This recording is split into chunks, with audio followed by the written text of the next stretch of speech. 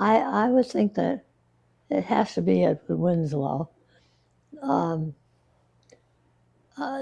he was the founder of the town, the kind of discoverer of Marshfield. And then he became, later on, the very important part of the Pilgrim life in the Plymouth colony. He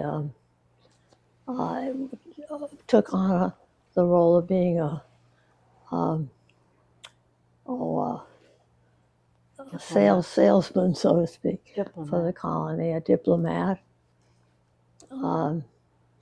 that carried on much of the important conversation with the Indian troops, with Massasoit and Massasoit's sons. And he was really responsible for starting the, let me see, there was something called the propagation for the Christian faith among the Indians.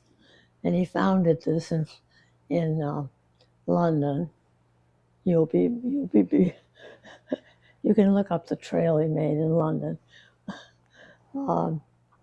Yeah, he was governor of the Plymouth colony, on and off for many years, and he made trips, four different trips back to England to confer with the authorities there and to raise money that he brought back to the colony here, and to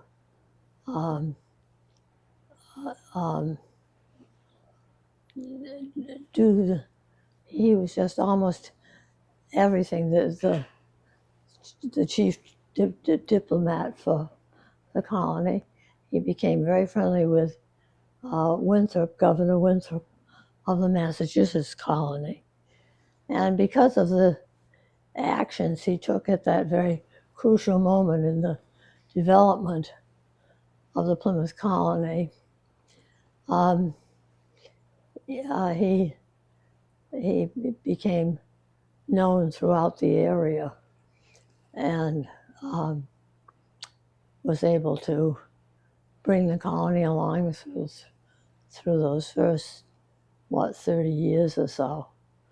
Not only was he famous and influential, very influential in the development of Plymouth colony, but his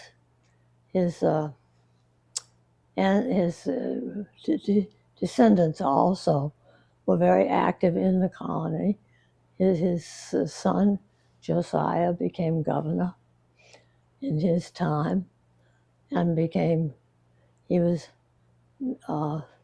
commander-in-chief of the colonial wars, or the colonial war known as King Philip's War.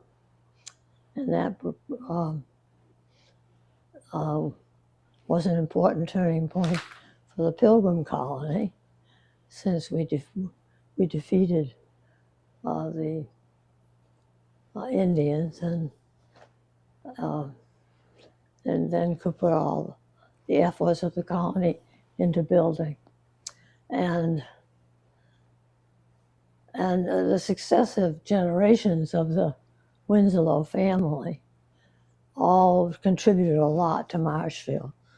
They became either governors or legislators, or in one way or another very important to their particular era. The most prominent one of Edward Winslow's descendants to so do was the one we call General John Winslow, who had a very important role in the Plymouth colony's part in getting Nova Scotia as a part of the acquisition by the English,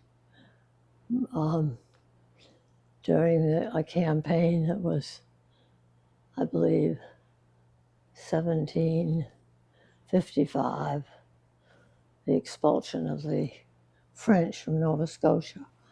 And that was all under General John Winslow. And then on down through the successive generations of the Winslow family to Dr. Isaac Winslow, the last person to, the last Winslow to live in the historic Winslow house here in Marshfield. So I consider it a family that it was not only influential in one generation, in the time of one generation, but through successive generations. And they were some of the real doers and shakers of that particular era in our history.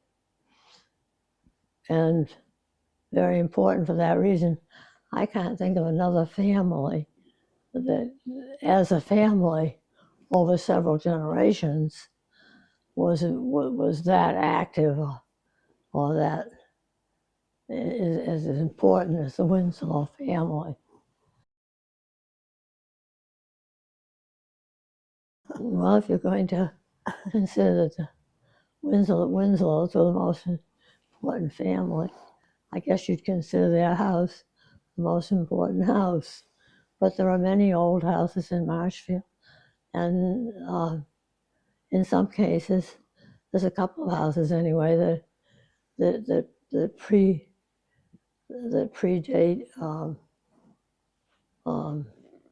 the actual 1699 date of the Winslow house.